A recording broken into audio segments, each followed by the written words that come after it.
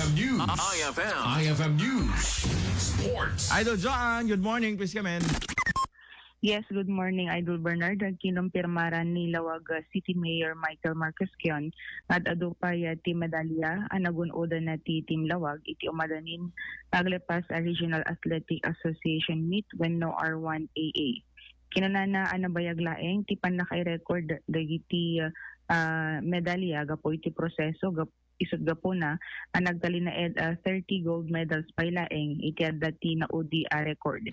Nimbunan nagna nasursurok pa ngem 30 gold iti nagunodan na Tilawag City saan pa na inayon dagiti resulta kas kuma iti gymnastics nga adon dagiti naupon da medalya karaman dagiti dumapay nga sports events. Impasingked ti Mayor nga adda City si dao na itinabali na partisipasyon ti Lawag City kendakel ti kumpiyansa na magunodan day ti back-to-back champion.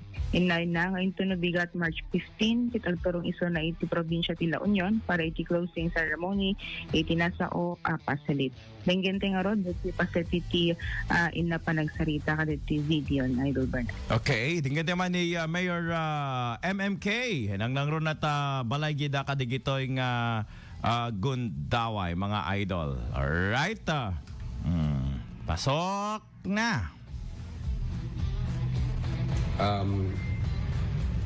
You're seeing in Facebook that they have a compilation of all the medals. The problem with what they're doing is that they're taking, it's really mabagal yung proseso because of we're winning so many medals on so many different levels and they can't keep up with it.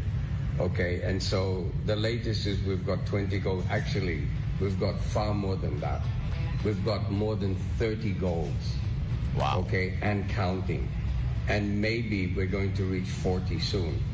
Okay, and we're doing very well right across the board. In fact, we're quite taken aback about how well we're doing. Okay, and I believe that at the rate we're going, we will be back-to-back champions at the rate we're going because we're doing very well.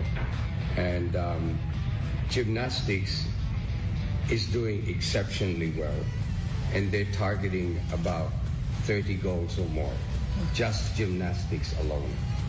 Okay, so, and we're doing well in track and field, we're doing well, for example, in sports that we just introduced, like boxing, wushu, wrestling, we're doing all well there. So I'm quite pleasantly surprised.